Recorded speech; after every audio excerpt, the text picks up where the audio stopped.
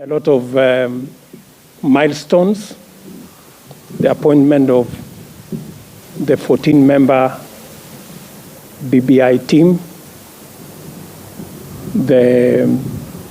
who came up with the document very commonly known as BOMAS 1, the subsequent, again, improvement or validation, as it was called, to BOMAS 2, the subsequent, again, changes that have been made that resulted in the document in KICC.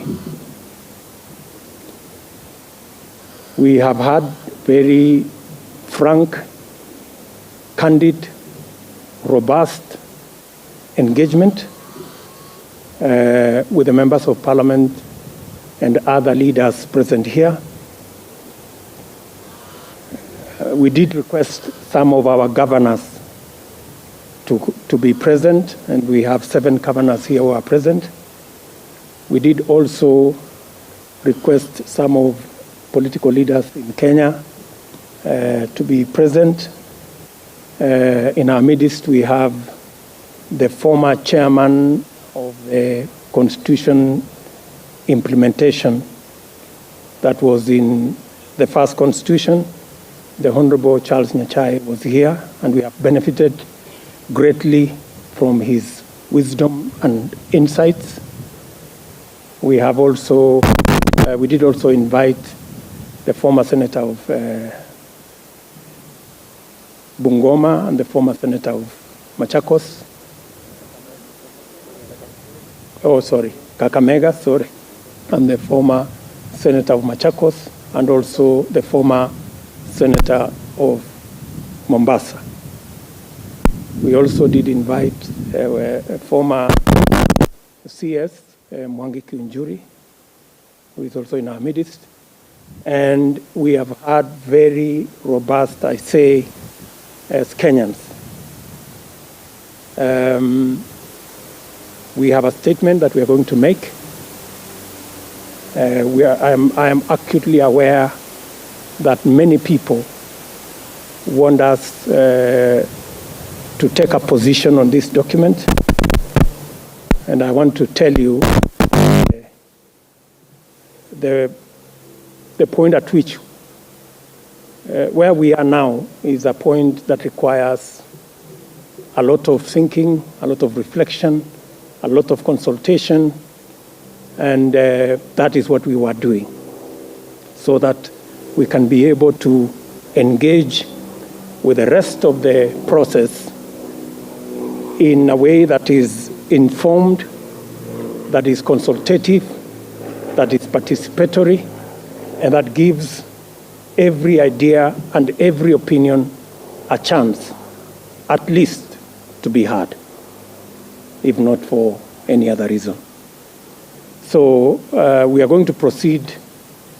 A statement is being concluded. I don't know whether somebody... There is some gentleman who is not doing his work somewhere. So anyway, he's finalizing the statement. We are going to release that now. Then I am going to, we are going to read the statement by various leaders here. And then I will make some concluding remarks. And then we will take a question or two. I hope you guys are happy with that. That format is okay? Wadosi? Nani ndio chairman ya hii kikundi ndio nijue nitauliza nani maswali? The governors are thinking that since you said there are 7, you want to mention the Okay. 108 MPs. Okay. So I am being informed that I can mention the governors who are here. The governor of Uasin Gishu, the Honorable Mandago, the governor of Nandi, the Honorable Sang, the governor of Turkana, the Honorable Nanok, the governor of Samburu, the Honorable Moses Kasaine, the governor of Kericho, the Honorable Chepkony, the Governor of Bomet, the Honorable Parchok, the Nanok tells me the Governor of Baringo, the Honorable Kiptis, and we have apologies both from, we have 2 deputy governors, four deputy governors, the Deputy Governor of Kisii, the Honorable Joash Maangi, the Deputy Governor of Wajir, the Deputy Governor of Baringo as well, I think, and the Deputy Governor of Uasin Gishu is also here.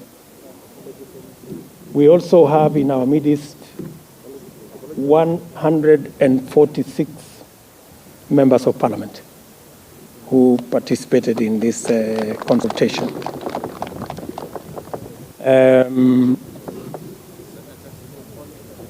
I said members of parliament, including both senators and members of parliament.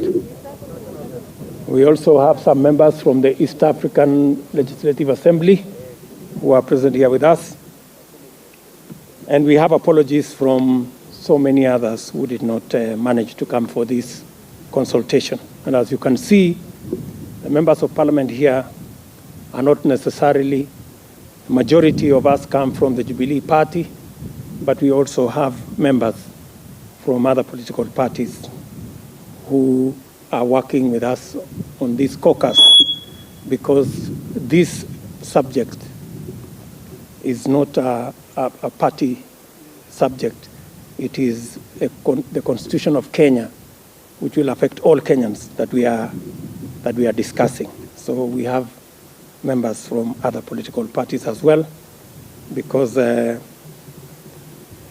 will affect all of us. So I will now ask Susan Kihika to come and start us off, and then the next persons, they know themselves, they will come.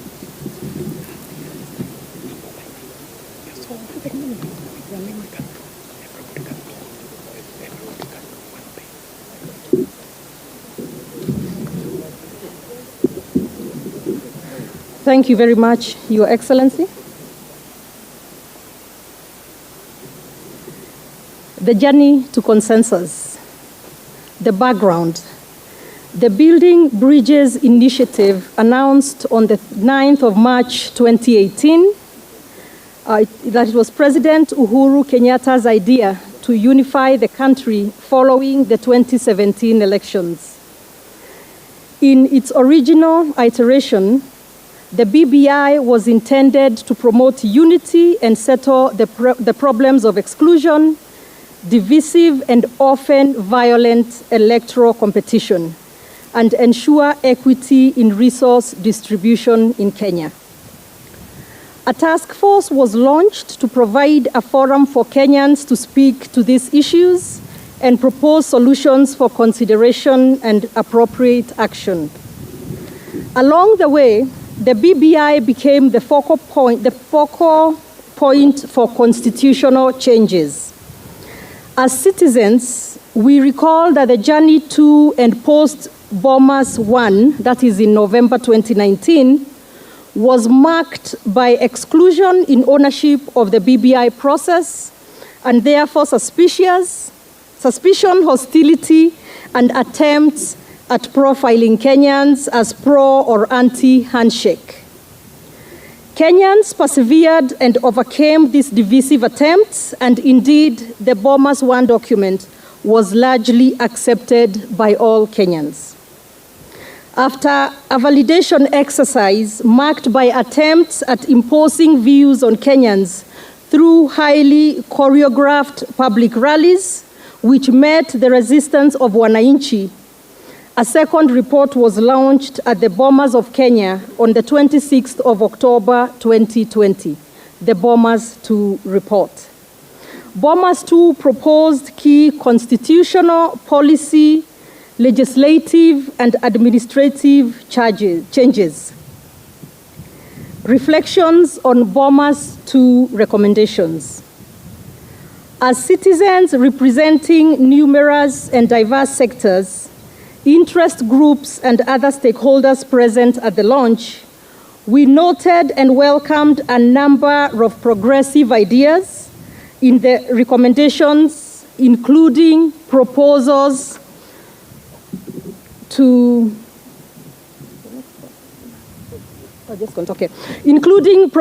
protect data privacy, achieve gender parity in the Senate, privileging of economic and social rights, the establishment of the office of the Leader of Opposition, the establishment of the Youth Commission, the increase in revenue allocation to counties, the entrenching in the constitution of the Constituency Development Fund, the CDF, and the Ward Development Fund, the inclusion of the primary aspects of the hustler's economy under economy and shared prosperity. Okay, just keep going. Okay. Kenyans also appreciated suggestions to enhance youth participation and create an enabling environment for them to find employment, do business, engage in innovation, including proposals on moratoriums on student loans.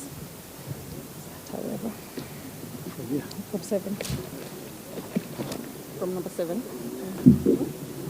I'll continue from where she stopped. However, loyal and patriotic Kenyans immediately raised a number of critical issues in good faith with a view that everyone wins this process. The issues coalesced around the following. Number one, the independence of the judiciary and the general areas of access to justice. Many Kenyans support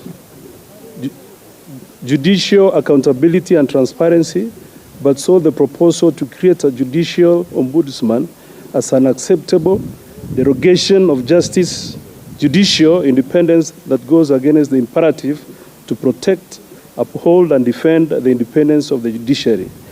Number two, the independence of IEBC and the management of elections. The recommendation that political parties participate in the appointment of commissioners was seen as a building bias into electoral system. Number three, the independence and professionalism of police service. The proposal in the BBI for the formation of police council under the cabinet minister was seen in many quarters as impacting negatively the integrity and professionalism, and therefore a direct assault on the police service. Number four, the mandate of the Senate in terms of protecting devolution and its general oversight role. The BBI proposal denied the Senate the constitutional mandate as a forum for the discussion and arbitration of matters relating to division of revenue. Number five, the place of women in our legislature and the issue of affirmative action principle in our constitutional infrastructure. The proposal abolished the women representative position at the National Assembly, essentially excluding women from the center of critical decision making, relegating the participation of women to nominal and tokenistic roles. The concerns of the diverse stakeholders. I'll invite the Honorable Duale, or Honorable Victor, to take us through this.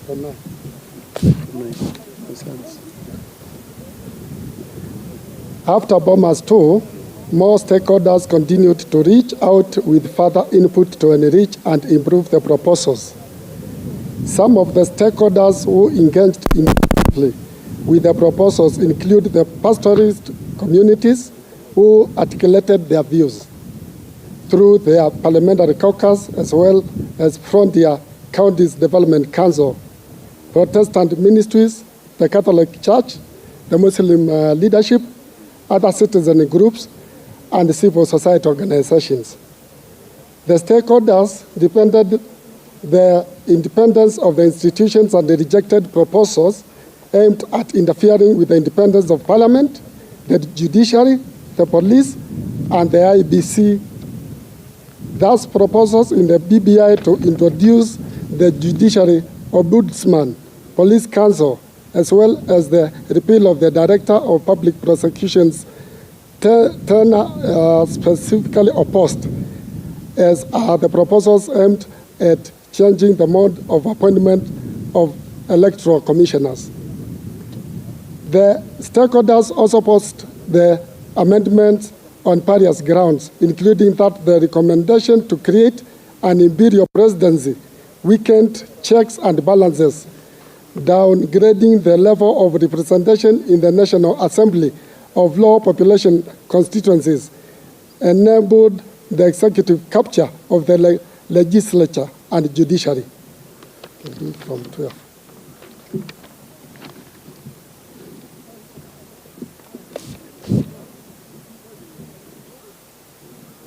Many stakeholders, citing the COVID pandemic, the difficult economic circumstances, the high national debt, and gaps in public financial management, took issue with the prioritization of BBI and preparations for a referendum campaign in the current environment. They pleaded that attention be directed to runaway corruption, heightened political intolerance, the securitization of public affairs, as well as impunity and the flagrant disobedience of court orders by the executive. In conclusion, the stakeholders concluded that BBI proposals do not meet the stated and publicly declared objectives of the handshake and BBI of uniting Kenyans and ensuring that general elections will not be violent and are, in fact, a major clawback on the gains made by the 2010 Constitution. Additionally, the stakeholders questioned whether there are resources to support a referendum a year before elections and advocated a multiple choice referendum to prevent the rejection of good ideas and urged the escalation of efforts at building consensus rather than taking partisan positions. Post-Bomas changes progress towards consensus.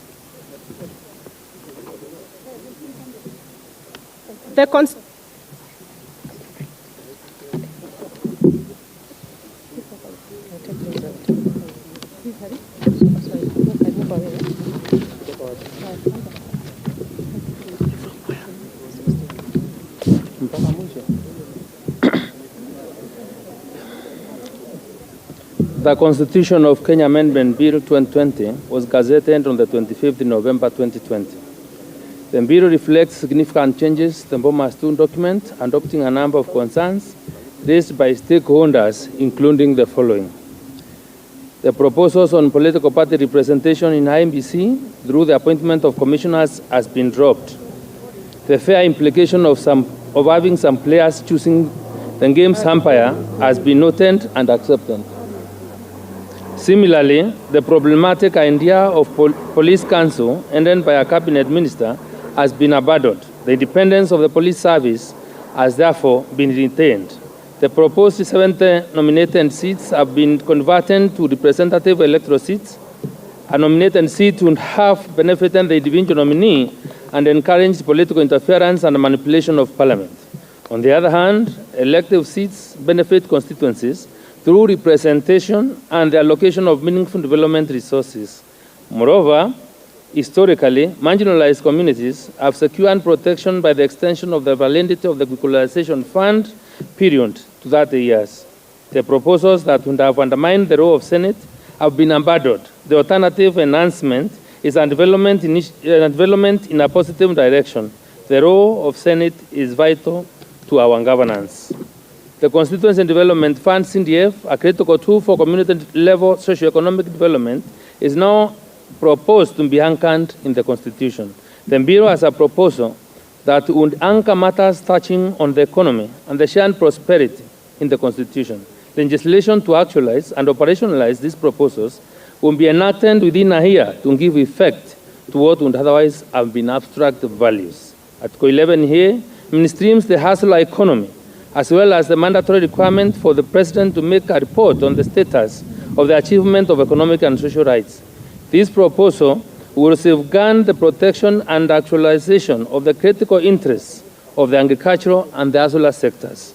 As a consequence, within 1 year, legislation on guaranteed minimum return for all farmers, maize, coffee, wheat, tea, korosho, dengu, fish, livestock, potatoes, cabbages, miraa, among others, which is a vital anchor of productivity in the agriculture and food production, will be enacted as will be legislation for the establishment of the Livestock Marketing Authority. Similarly, legislation on a fund to support the hustler economy, micro, small, medium enterprise fund, and the entire wheelbarrow economic ecosystem will be enacted.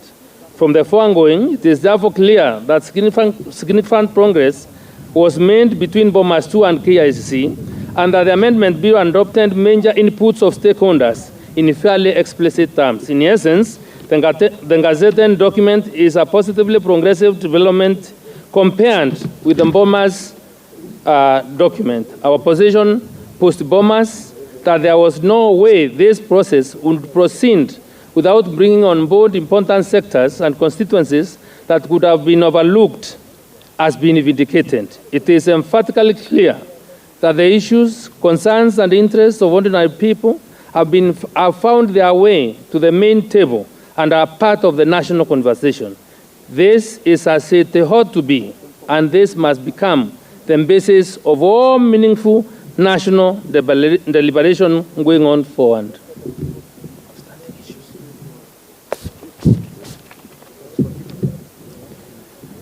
Outstanding issues and opportunities to strike consensus.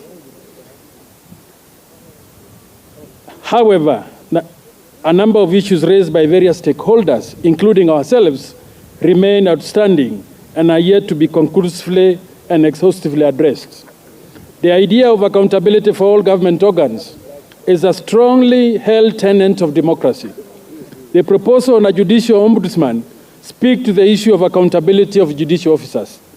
We, however, strongly believe that judicial independence matters and must never be undermined, even if only in perception.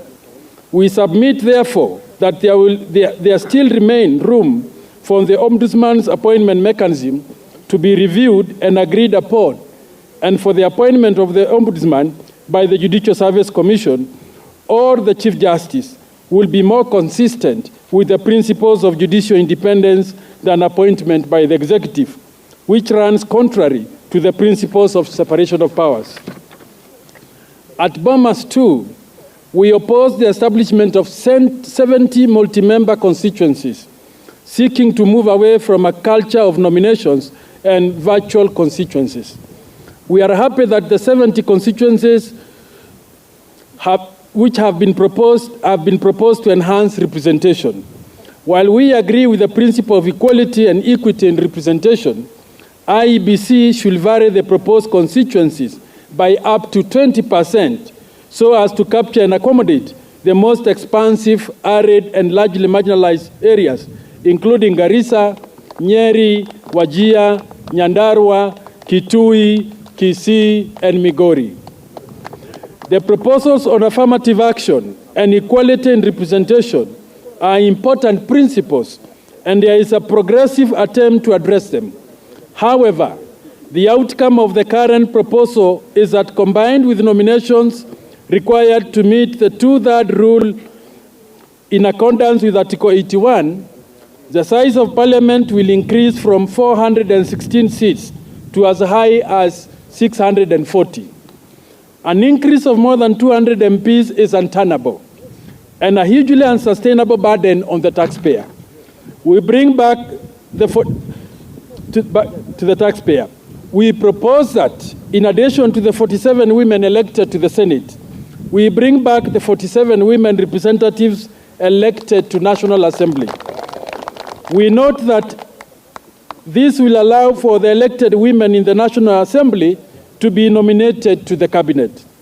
We further propose all women representatives in Parliament be directly elected by defined constituencies and should not be nominated or elected through party lists. In addition, we propose further discussion in Parliament on the implementation of Article 81.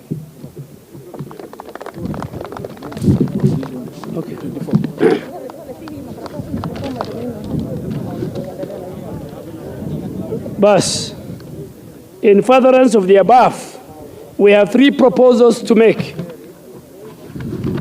First, even with the post-Bomas gains and the improvement to the document, these outstanding issues require attention, and we should build the necessary consensus to further enrich the Constitutional Amendment Bill 2020, especially because we have to acknowledge certain realities, including the fact that the people of Kenya have voiced strong concern about the prudence of a bloated government. Second, and imperatively, the BBI recommendation do not propose a constitutional replacement through the repeal and promulgation, but rather an amendment of various discrete provisions. This calls into question the framing the referendum as a single question plebiscite when multiple issues must be considered. A multiple choice referendum is clearly more appropriate and as provided for in the current bill before Parliament, the referendum bill by the COIC Chair, Honorable Jeremiah Kioni, we feel we should take that route. Third, we must consider the circumstance which we find ourselves as a country. We are in the midst of a deadly pandemic that has ravaged our country, killing close to 1,500 Kenyans, including our frontline health workers, infecting nearly 100,000 Kenyans, and affecting the livelihood of millions of others, straining public health sector, and instigating an economic and a financial meltdown. The deepening financial quagmire has led to the destruction of livelihoods, of enterprises owned mainly by the hustlers, and consequential loss of jobs and shrinks of revenue, as evidenced by the last quarter posting of the Kenya Revenue Authority that ended in October. Additionally, we are haunted by the reality that we are yet to create confidence in our education system, ability to make schools safe enough for our children to resume school in January because of the myriad challenges facing the entire education and school system, which has remained largely unaddressed.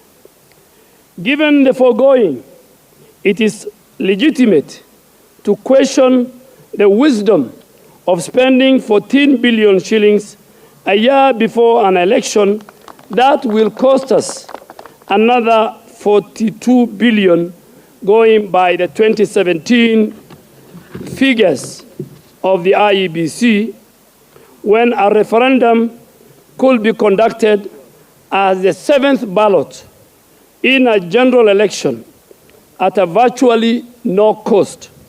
We believe that it's prudent to hold the referendum, and we are proposing that along, having done all the others.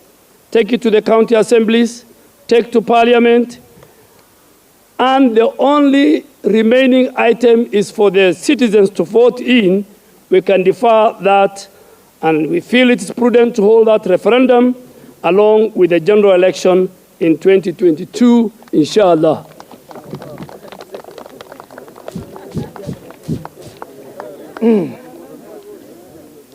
Therefore, encouraged by this demonstration of a very real prospect of finally converging towards respectful code and peaceful consensus on the matter of BBI related, the prospect of reggae becoming Jerusalem. Emphasizing our long-held and firm-maintained position that we must avoid contentious, win-lose, divisive, or acrimonious referendum that hold the potential to breed hate, ethnic polarization, and conflict, cognizant that we are in the midst of the deadly pandemic that has ravaged our country, aware of a struggling economy which is on the verge of full-scale collapse, aware of a struggling economy which is on the verge of a full-scale collapse, recognizing that we have not built the capacity to handle the huge risk that comes with the reopening of schools, as well as tremendous financial outlay required to enhance school facilities in this COVID phase. And after broad consultation, length engagement, and robust deliberation with a wide spectrum of various stakeholders on the matter of the Constitutional Amendment Bill 2020, we appreciate the good proposal in the amendment bill and also acknowledge the positive efforts made in accommodating various concerns relating to outstanding issues as indicative of progress towards consensus. With the progress we are making in building consensus on important constitutional, institutional, and administrative changes, we recommend that resources earmarked for BBI-related activities be redirected to COVID mitigation measures and supporting the recovery of micro and small enterprises.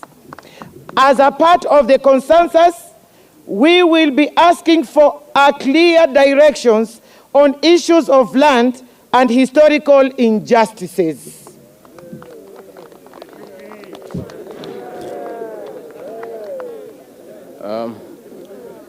Based on the above, our position is as follows. We care far too much for our country and fellow Kenyans to reduce this important exercise to a question of yes and no. Not just because it is premature and simplistic, but because there is real progress towards consensus that we need to resolve outstanding issues inclusively, exhaustively, and conclusively. Democracy provides us with infinite opportunity for deliberative consensus building. It is how great societies are built. It is how all Kenyans, in their great diversity, come together to make a beautiful future for themselves and for future generations. It is worth stating, time without number, that consensus is the right thing to do and the right way to go. We must therefore never tire or relent or give up doing the right thing. Consensus entails both speaking and listening. We must listen to one another. The time is always right for consensus building. Therefore, we submit once more that it is never too late to do the right thing. Every time is consensus time. We have been asked what we mean by consensus. The consensus we seek and this country needs is in relation to content, process, and timing. In short, we must agree on the what, the how, and when. The consensus is to align the process with its founding objectives and bring it closer to the dreams and aspirations of Kenyans.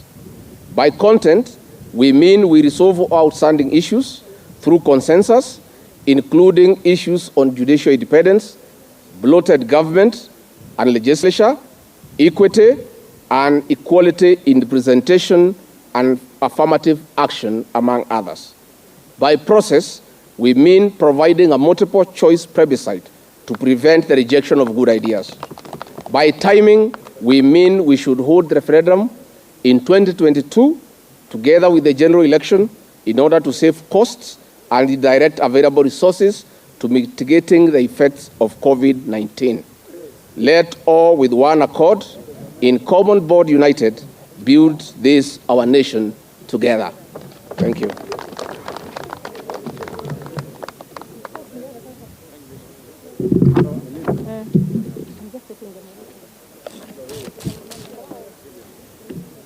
Largely, I think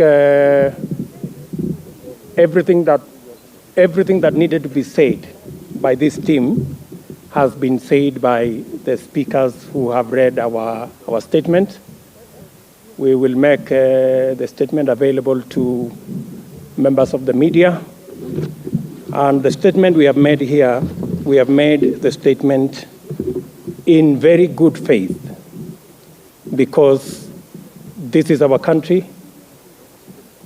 We are leaders in this country, and we must provide leadership as we engage with other leaders in the exercise of building consensus so that we can avoid an unnecessary divisive contest. In a nutshell, let me say that we appreciate the challenges this process has gone through. We appreciate that there has been a lot of push and pull. Many of the members of this team have been victimized for holding different opinions from those of others. We believe and we ask that we want to walk together this journey. We are not making any demands of anybody. We are putting our case. And we believe that we have a very strong case. The same way, in Bomas, there were proposals that had been put on the table. This team, the church, the Muslim community, pastoralists, members of county assemblies, council of governors, and a host of other stakeholders made their contributions to what was presented in Bomas. Those proposals were taken on board. A majority of those proposals were taken on board, as has been stated here by members of this team. We appreciate that the IEBC will not be politicized and they can be an independent institution to run our elections independent of political parties. We also appreciate that the independence of the police has been captured and secured.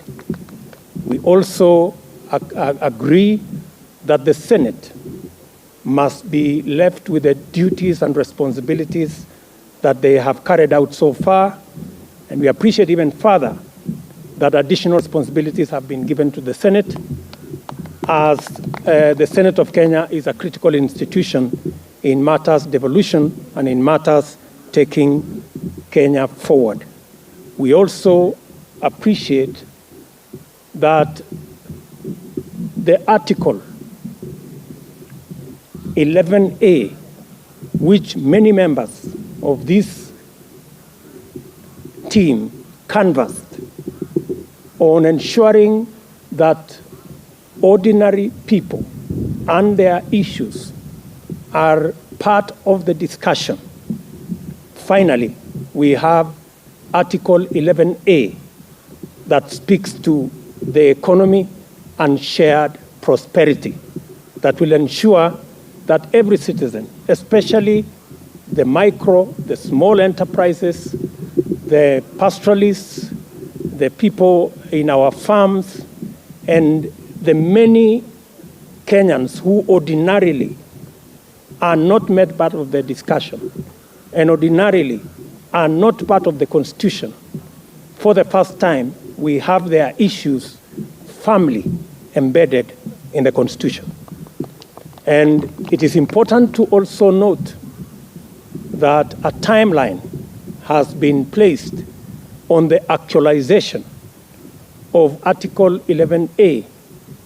Within 1 year, we should be able to implement all the issues to do with pastoralists and the marketing of their issues, matters to do with guaranteed minimum returns of all our products, ensuring that the hustler economy has a fund that is going to ensure that we support micro, small enterprises to grow into serious businesses.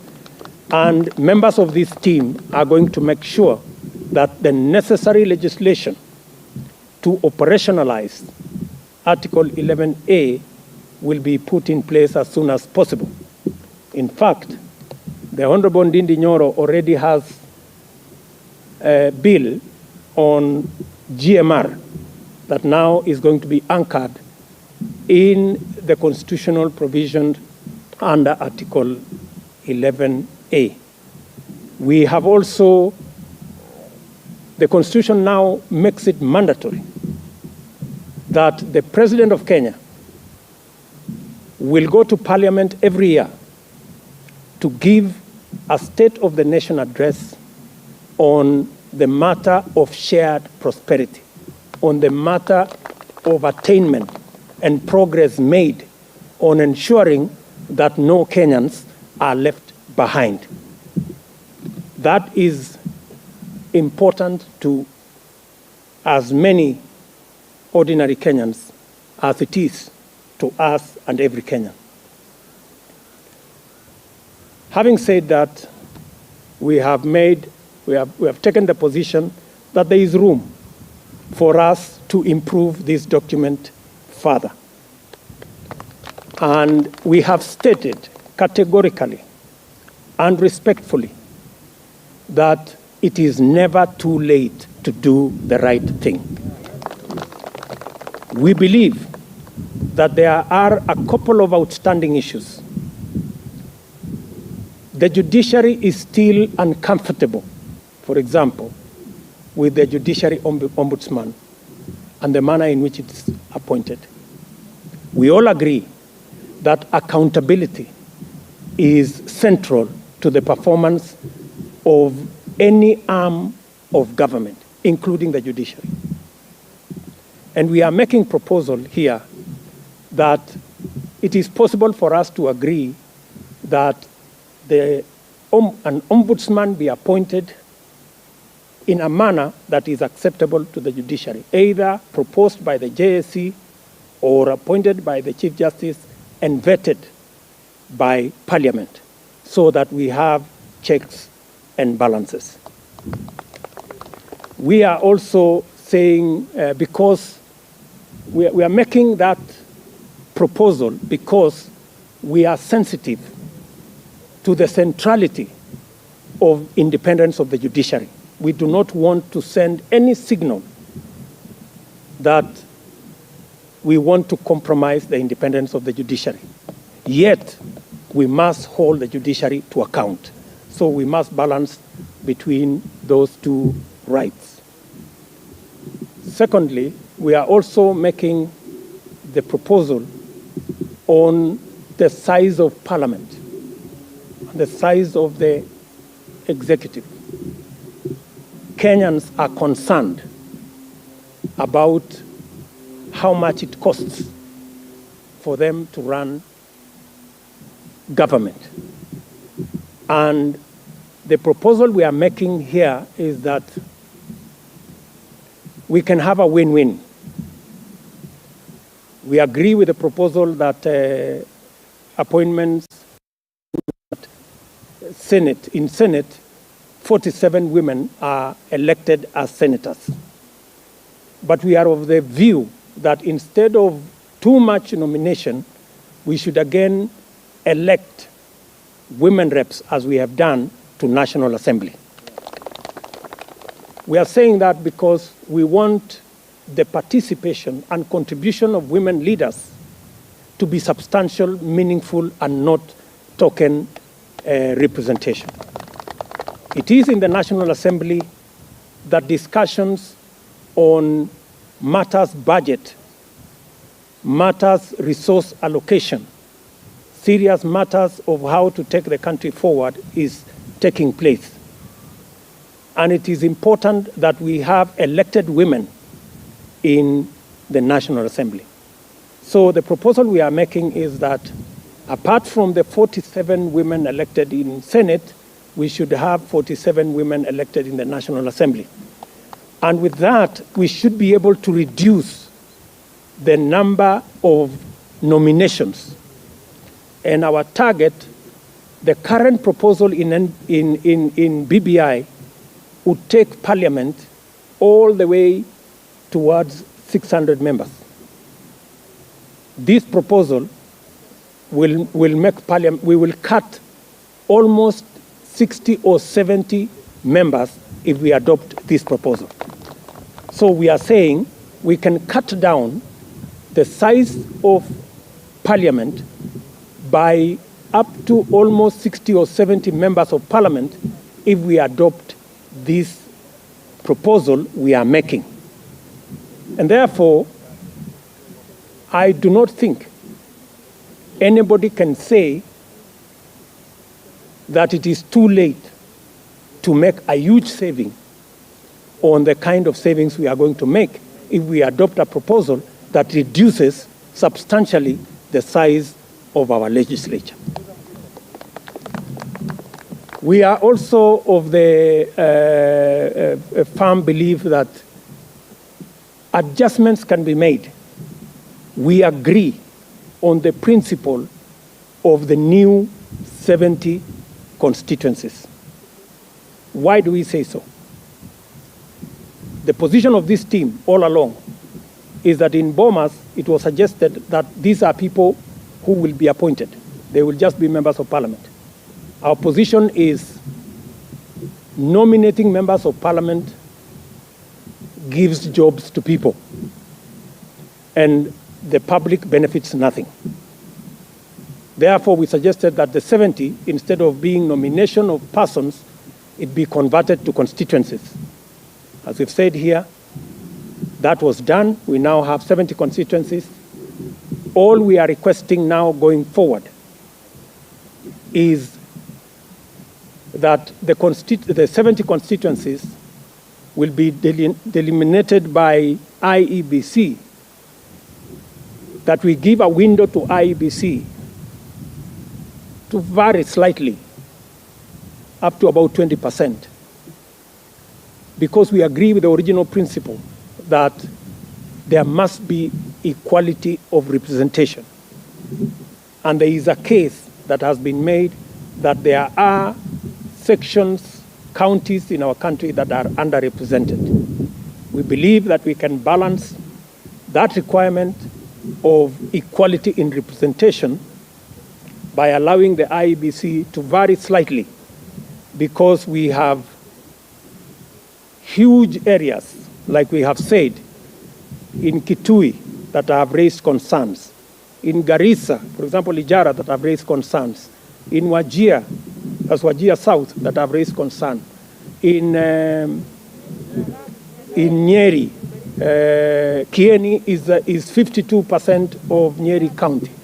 In Nyandarua, where we have Kinangop here, which is a huge constituency.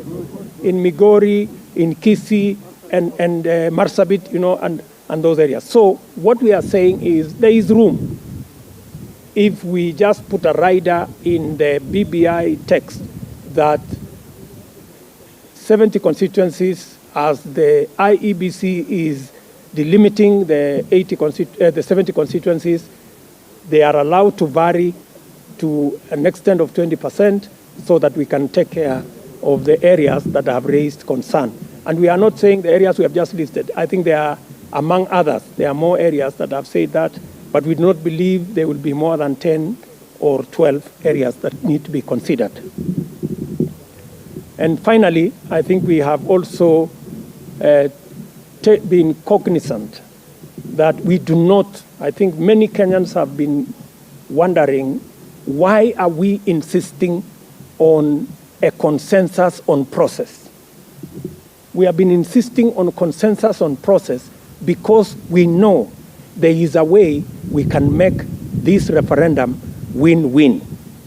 We know there is a way we can accommodate everybody. We know there is a way we can remove this referendum from being win-lose. There is a mechanism that can allow us to vote on the issues instead of the personalization of the referendum. We do not want the referendum to be so-and-so versus so-and-so, because so-and-so is leading this place, is leading no, and so-and-so is leading yes. That, in my opinion, is backward. In fact, we are reducing the referendum to something else. We can make it much more progressive by providing a mechanism for Kenyans to vote on the issues. We have, as a team here, agreed that we will support the proposal by CIOC in Parliament to provide a mechanism in the referendum where Kenyans can vote on issues, not just a yes-no referendum. Maybe I will explain a bit. For example, there are Kenyans who have no issue with 35% going to the counties, and they want to vote yes. But there is a Kenyan who has a problem with the judiciary ombudsman. He wants to vote no. Why do we force a Kenyan to vote for something he does not want, or to vote against something he wants? It is practically possible for us to give an opportunity for Kenyans to vote yes for resources going to the county, and to vote no for what he doesn't want or she doesn't want. And that is the opportunity we are saying should be made available to Kenyans. What will that do? The opportunity to allow Kenyans to vote on issues will completely remove this us versus them, no, yes referendum contest. Completely. It will remove it. There will be no need for us now to have teams campaigning yes this way, others campaigning no that way. We will then focus on issues. Which are the issues Kenyans will vote for, which are the issues Kenyans will not vote for, and the reasons why, and we can always take this forward. And let me say for the record that it was okay for us to vote no yes in the last referendum because we were enacting a new constitution. So the vote was between the current and the old. Now we are not voting for the whole constitution. We are voting for articles of the constitution. So it is perfectly in order for us to assemble articles that are together and vote for them separately. And that's all we are asking. We are also saying, as responsible Kenyans and as responsible leaders, that and as responsible leaders, we are saying we are in the middle of a pandemic that has ravaged our country. Many Kenyans have become victims of the COVID-19 virus. Many Kenyans have lost loved ones. Some have gone through untold suffering, including members present here in hospitals. Many Kenyans are not able to afford, you saw, I think it is in the media, that it costs about 21,000 every day. Very few Kenyans can afford that kind of costs. And the attendant issues of a financial crisis that has been occasioned by the corona pandemic. We want a discussion, a candid discussion our proposal is we should commit every resource that is available towards tackling the corona pandemics, alleviating the serious crisis in our economy, making sure that in January there are face masks, there are desks, there are facilities for our kids in school in January, and that there is a possibility for us to take this referendum together with the election in 2022. We want to offer a discussion. We are not saying that it is cast in stone. We want to be persuaded why it's not possible for us to do it in 2022. Our proposal is we can do it together with the election in 2022. So these are proposals we are putting on the table in good faith. And we are requesting the other stakeholders. We are requesting the other stakeholders.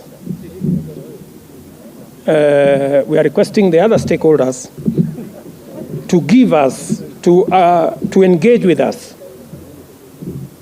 so that we can responsibly be able to prosecute this initiative together. Many of you may want to ask me, maybe Kenyans will get confused, maybe how will they vote for the different items? But let me answer it this way. When Kenyans go to vote in an election, they vote for MCA, Member of Parliament, Women Rep, Senator, Governor, President, 6 positions, right? In the 6 positions they vote for, there are 10 candidates for one position, 15 for another. They are literally voting from a group of almost 100 people. But they still manage to identify who they want. So if we make this referendum 6 or 7 questions, independent questions, there is absolutely no difference with how Kenyans vote when they go for election. So it is absolutely reasonable for us to isolate 5, 6, 7 items, itemize them, and Kenyans can vote independently like the way they do in every general election. Nimeelezwa ya kwamba nifanye summary kidogo kwa lugha ya Kiswahili. I'm not good at it. I don't know. Nani hata imetosha eh? No, lakini wacha niseme hivi. Tumefanya mkutano wa kundi letu hapa, wabunge 146 na senators 7 pamoja na viongozi wengine wengi waliohudhuria kikao hiki. Wengi wetu hapa ni wa kutoka vyama mbalimbali, kwa sababu jambo hili la kubadilisha katiba sio jambo la chama, ni jambo ambalo linahusu wa Kenya kwa jumla. Tumekubaliana na yale mambo ambayo yameshughulikiwa kutoka Bomas mpaka KICC. Tumeona ya kwamba kuna mambo wa Kenya stakeholders mbalimbali walitoa maoni yao, na mambo kadha yamechukuliwa na sasa imewekwa katika katiba ambayo imependekezwa. Kati ya mambo yale ni kuondoa mambo ya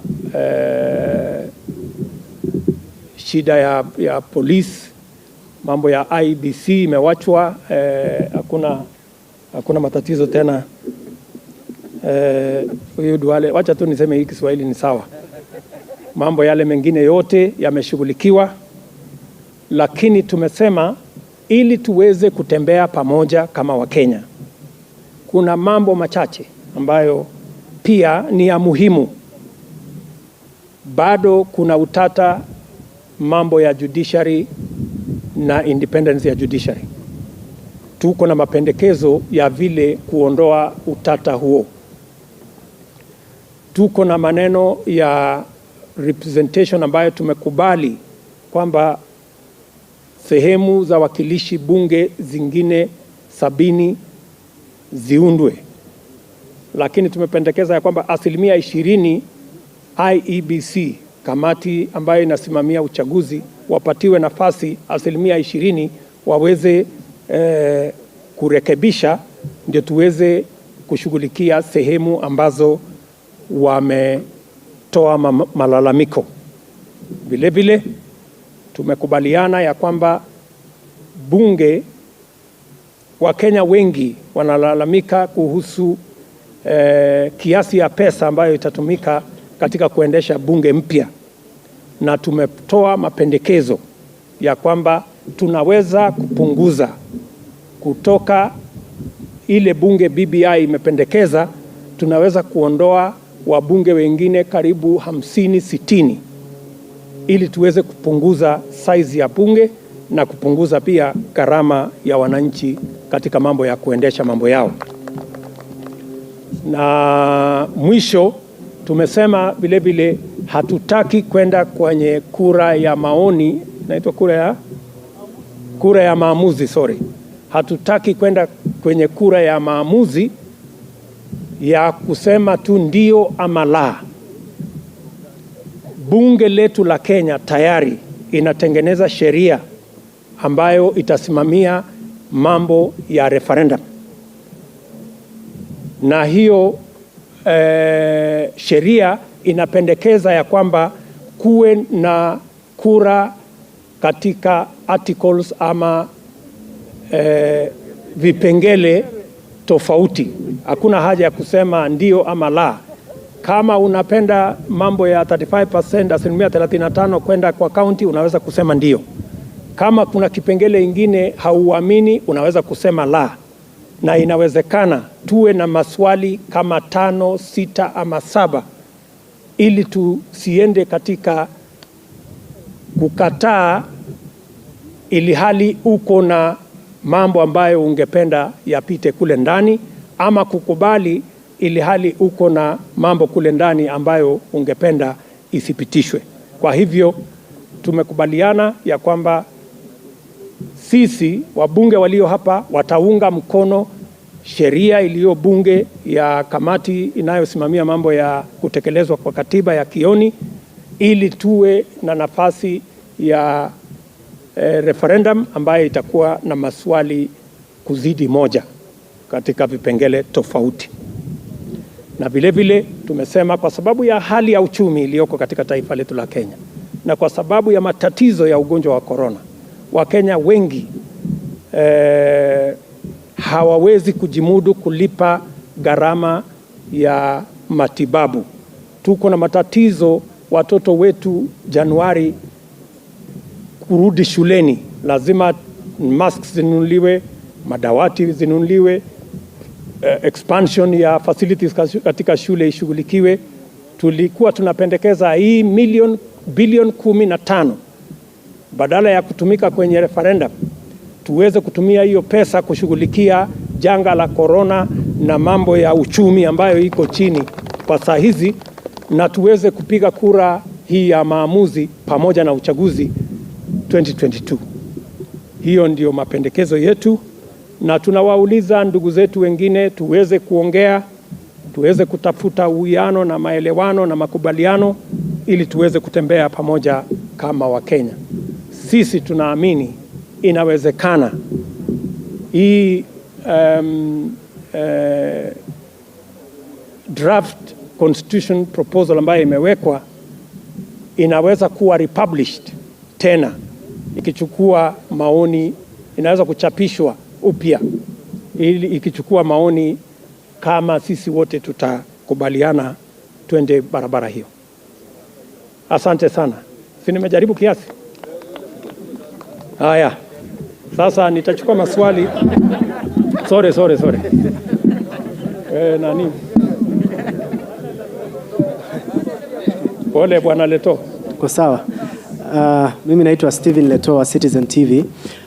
The proponents of the BBI referendum have said on Wednesday last week that the window for more amendments was already closed on that day, and that even today and the other day, more amendments, proposals from the Ilchamus community, as well as from Mombasa, were rejected, and that the signature collection is already ongoing. Number one, with your new,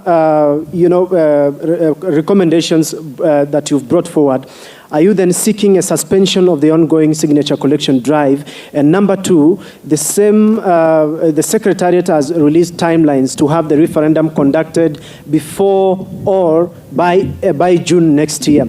Should all these demands that you've made today not be met, including the consensus, are you going to flush the no card? Thank you very much. I'm sure you are not new to the issue that the door is closed. Even in Bomas, we were told the door is closed. But our position is that it is never too late to do the right thing.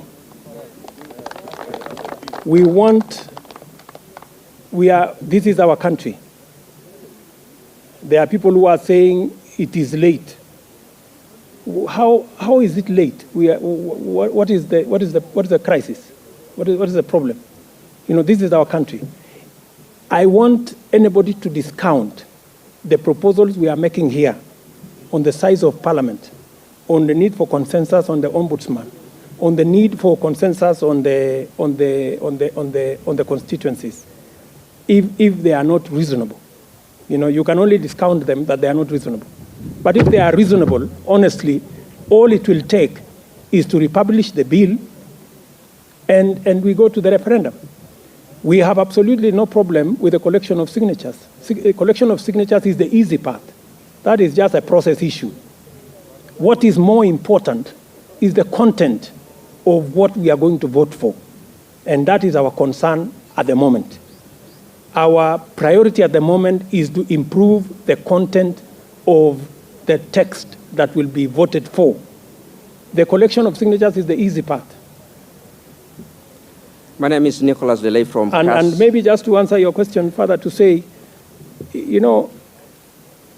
let us not be simplistic and say, are you going to vote no or yes? That's a very simplistic approach. If we had taken that approach, we would not have made the improvements we have made from Bomas to KICC. Many people were pushing that the people who have better ideas should go and join the no team. We think that is that's actually reckless. It's not right. I think consensus requires that we listen to one another. In fact, building bridges means you have to reach out to the other side. I think it is even against the spirit of building bridges for anybody to shut a door on a good idea. Yes, my good friend. Nicholas Delay from CAS TV. My question is, the advisory from CJ Maraga was there while we have the women representative in the House of the National Assembly. Your proposal says we retain the women rep, the 47 of them, as well as get the senators, women, 47 of them. How does this cure the question of two-thirds rule? If you listen to our statement, we said women representation must be, to as great an extent as possible, elected. We want to discourage nominations. We should be, even if we are feeling the two-thirds gender rule, it must be elected representatives, women elected representatives. And we have suggested that let us have a conversation after the election of 47 women and the election in the Senate and 47 women in the National Assembly. We should have a conversation on Article 81, which discusses affirmative action. We should have a conversation. What do we do? How do we make sure Do we make it progressive, or do we have additional women nominated to the National Assembly? That's the conversation we are inviting others to contribute, because we do not have the monopoly of good ideas. We believe that this should be open to a discussion with other stakeholders. Good evening, sir. My name is Kennedy Muridi from NTV. There is the question that has just been asked about representation. Yes. And in the other case, we were looking at a likely scenario where no woman is elected in all the 360 constituencies. You're proposing that we have this conversation after the election of 47 women representatives in the National Assembly and 47 in the Senate. Are we not going to end up with the 600 and something members of parliament after we've had that conversation? Number one. Number two, on the question of holding a referendum alongside the general election, are you basically telling your supporters that if the push to have a referendum by August next year is on, you're going to reject it? Thank you very much. Thank you, Muridi. I think you did not hear properly what we said. What we said, the conversation we are talking about is about reducing the current members of parliament from 600. And I have told you the proposal we are putting on the table, in whatever form, will bring down that number from the number that is being proposed under the BBI arrangement. A minimum of 60 MPs will be slashed out by adopting the proposal we have made, even if we nominate the rest of the women to fill the 2/3 gender rule. So our proposal from the start will cut down the number of MPs that is being proposed currently in the BBI document. That's number one. We can even reduce it further, the size of parliament. We can even reduce the size of parliament further if we have a discussion about Article 81. Yeah, so that's the position. And then finally, relax. Finally, you have said that you always want to go to this yes no. You know, what we are saying is we are having a conversation, right? We are having a conversation. And when you are having a conversation on building consensus, you don't jump to conclusions.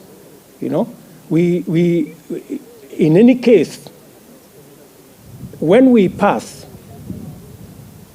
the law in Parliament that gives options for citizens, why would anybody want to oppose the document? Because there will be no need to oppose the document in its whole, because you can isolate the issues that you want to vote for, and you can isolate the issues that you want to vote against. And it will just be as good as that. So there will be no, the camp of yes and the camp of no will not exist. There will be people voting for different things in different, I know you are used to the old yes, no. We can make it better. That was not my question. My name is Mashali Wangui from Mount Kenya TV. And my brother Ruto asked a question, and the same question, we don't have an answer. In the event that the BBI Secretariat remains stubborn and they don't include the proposals that you have, what are the steps or the step are you going to take as the group? Why do you want to speak for them? Why don't you allow them? You know, why don't you allow them? Even if they say whatever they are saying, it has been said before. But you know, there is nobody who will resist. There is nobody who will resist what is right.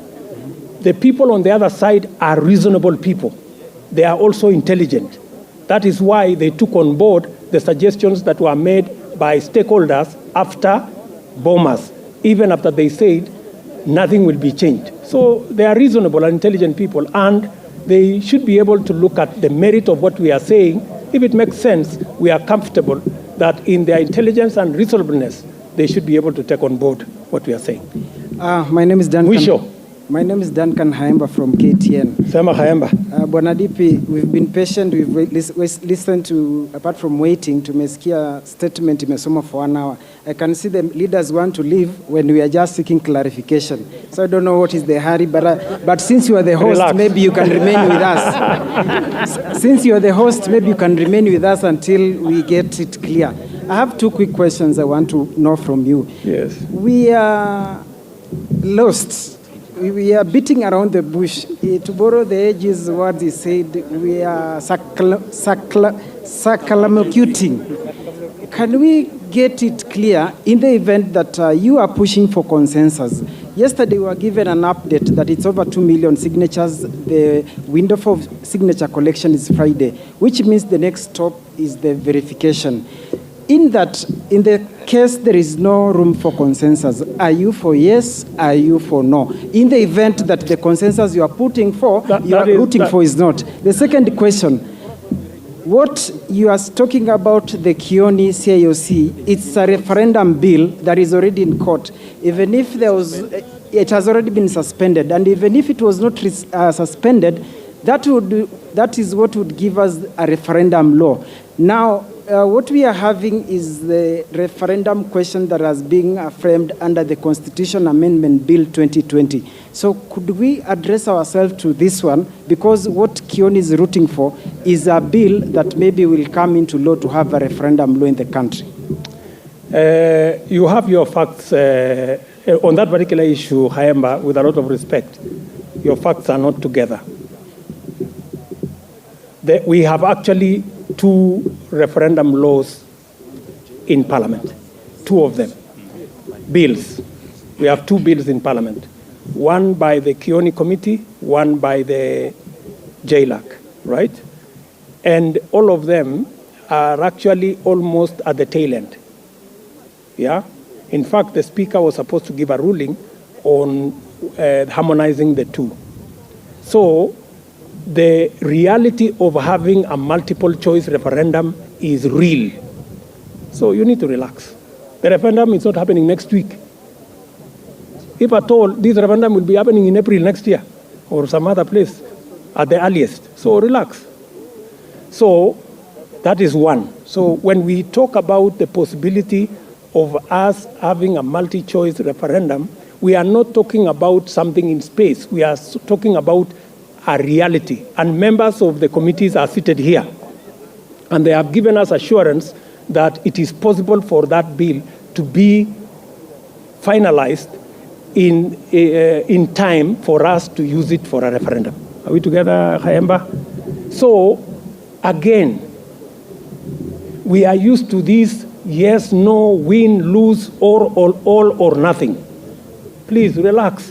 There is another way of doing things called win-win. And that is what we are trying to fashion. It is not customary. It is not usual. That's why you have a problem with it. Because you are not used to, you are just used to, oh, are you yes or are you no? Yeah? Are we together, Haemba? So what we are saying, we want to improve our country, my friend.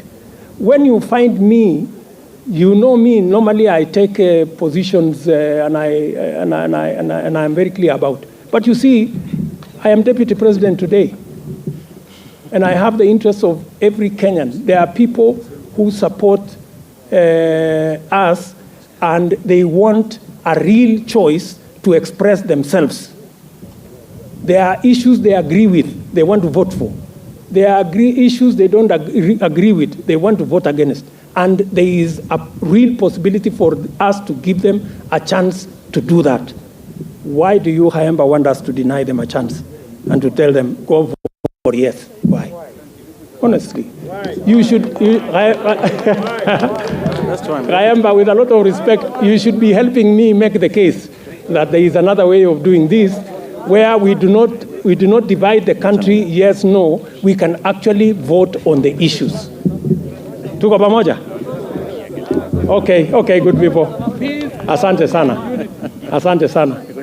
And I wish you well, asanteni sana, and all the best in whatever you're doing. There you go.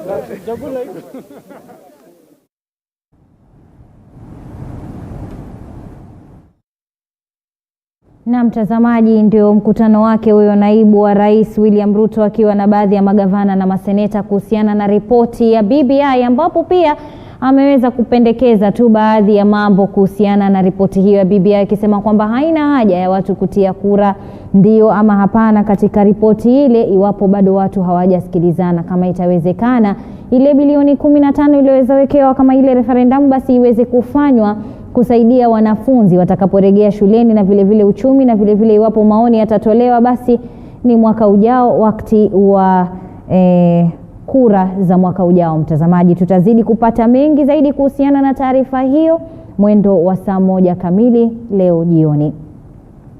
Moja kwa moja basi mtazamaji, tukiendelea na shina la upeo jioni ya leo, ni kwamba baadhi ya wakazi kutoka kaunti ya Nyeri wamejitokeza kupinga ripoti ya BBI iwapo kaunti hiyo haitapata nyongeza ya maeneo bunge.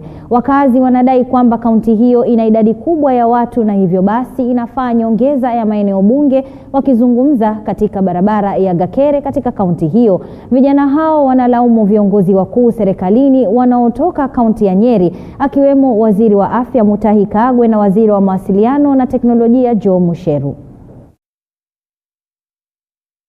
Alikuja akatuambilia mambo ya Rorengo Stadium, up to date hatujawahi iona. Akatuambilia mambo ya smart class Nyeri Technical, up to leo hatujaiona. Tukaambia mambo ya air strip Nyarivo, up to leo hatujaiona.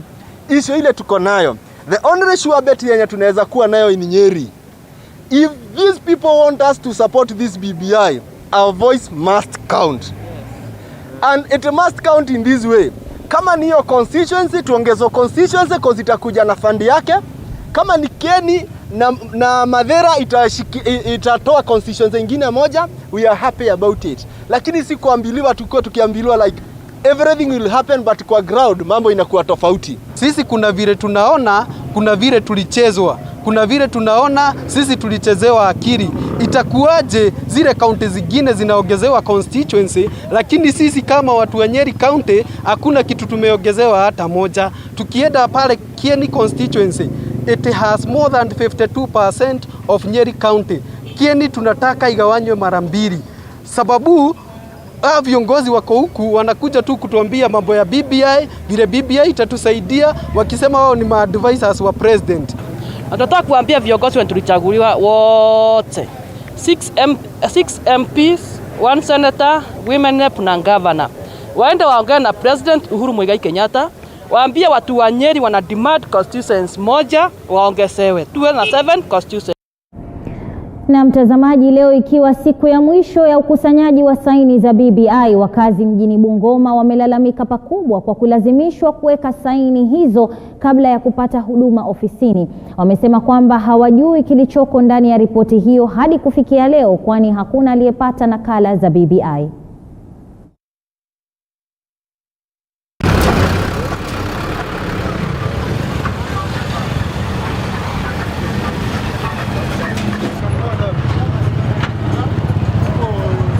Nishapeana signature yangu, ingawaja sijaisoma vizuri, lakini mimi najua BBI maneno mingi ni mzuri. Kuna tapa shida maneno kiasi ndio labda iko na shida kidogo, lakini maneno mingi yenyewe kwa BBI iko sawa, mimi na support. Sijaisoma vizuri nikaielewa, lakini nisha sign sababu najua itapita, haina upingamizi. Mimi kama mkaaji wa eneo la Jwele na pia mfanyabiashara hapa Bungoma, nimeonelea hii signature ambayo imekuwa ikizanywa tukiitia mkono, hasa kama mimi ilikuwa ni ukienda kama kwa chief huko unasainisha hiyo BBI na unashughulikiwa. Tumewahi ambiwa ya kwamba tutaletewa nakala, watu wasome, turidhishwe, tuone nini iko ndani, ndio tuamue kama wananchi wa Kenya tunaweza kuiunga mkono ama hapana. Lakini jambo la kunishangaza mimi kama Ruhale, nimewahi enda matanga ya chuzi ya mkasa yetu kutoka Sinoko hapa na mengine nimetoka hapa. Naona wazee wa vijiji pamoja na watu fulani wamepewa makaratasi, mtu akiingia wanamlazimisha kusaini. Sasa utasaini mambo ya BBI hii, ukisha saini umalize ndio walete vitabu. Mimi naona hii imekuwa ni kama porojo mahali fulani ya kiserikali. Na hii kulingana na constitution ya Kenya, fundamental rights ya wananchi ni kama hawajapewa nafasi. kwa sababu haki ya binadamu lazima apewe. Na katika taarifa nyinginezo ni kwamba shirika la watu wenye ulemavu limejitokeza kutaka serikali kutoa msimamo wao kuhusu kuwakilishwa kwenye ripoti ya BBI kwa kupewa nyadhifa serikalini. Wakizungumza na wanahabari leo jijini Nairobi, wametaka serikali kutoa nafasi kwa watu wenye ulemavu. Persons with disabilities under one banner, we support each other and we represent a larger constituency. By the way, persons with disabilities are a bit many in our country. We are not a small number. 6.5 million is not a small number. So we would like to send our request to our two principals. And we also wish them the best as they plan for constitutional amendments, and let them count our support. But we request that they consider our request in the typos and in the small errors in the articles or subsections as was entered in the BBI report. We have seen so many ways they have helped us, and that's why we are here today. We are here the first day, and we agreed that we came to them. They listened to us because we needed representation in Senate, we needed representation in County Assembly and National Assembly. And so far, I have seen that they have added 2 slots in the National Assembly, but where we are missing is now in the Senate. Like my colleague Atera said hapo ndo tunalia sasa, kwa sababu tunahitaji ambao watu watatuwakilisha hapo, so that kama kuna any financial bill inapitishwa to go to the county, kuna julikana ya kwamba iko kiwango fulani ambao inaenda kupata walemavu wetu ambao wako huko huko counties. Then in county assembly, that's where everything is, kwa sababu counties ndo ziko karibu sana na wananchi ama wale wenzetu walemavu ambao wako huko mashinani. Pia we are crying to the president and the prime minister, they hear us. Pia watuweke kwa hizo. We have seen wametushikilia kwa njia mingi, and I think the 2 slots haziwezi fanya yani mambo ikuwe ngumu. Kwingineko ni kwamba washikadau katika sekta ya utalii kutoka pwani wametaka serikali kubuni mikakati itakayowasaidia baada ya kuathirika na janga la corona. Washikadau hao ni wakiwemo wanaotengeneza vinyago na kuwauzia watalii pamoja na wale wanaohudumu kwenye bahari. Sasa wanalalamika kwamba japo watalii wa humu nchini wameongezeka, watalii wa kutoka nje wamepungua kwa kuhofia maambukizi ya corona, haswa baada ya eneo la Malindi kudaiwa kuwa na hatari zaidi ya maambukizi. Wamesema kuna utalii wa kinyumbani, tunakubali watu wanatoka Nairobi. Amini usiamini, saizi mtu anayetoka Nairobi tangu juzi waseme Malindi corona imeenda juu. Ukimfuata kwenda kumwambia habari, hata kama umeweka social distance, anakukimbia. Ile habari watoka Nairobi ashakukimbia. Tutakaa vipi jamaa? Tunaomba kama inawezekana, kwa sababu hawa vijana ambao kwa sasa zaidi ya vijana 1300 ambao kwa sasa wako kazini, contract ni kama inaisha Januari, lakini je, ikiisha hawa vijana watarudi kwa mtaa? What will be happening? So tunaomba ikiwezekana serikali iangalie hawa vijana kama kunaweza kuwa na extension ya hiyo kazi iendelee, kwa sababu hatuwezi jua idadi ya uhalifu imepungua, na hatujui hawa vijana 1000 wakirudi kwa mtaa kutakuwa vipi, na vile hakuna mambo ya kazi kufikia sasa. While distributing, tungependelea ufundishe watu vile kufunga, si kufunga mask hivi, ufunge juu ya pua.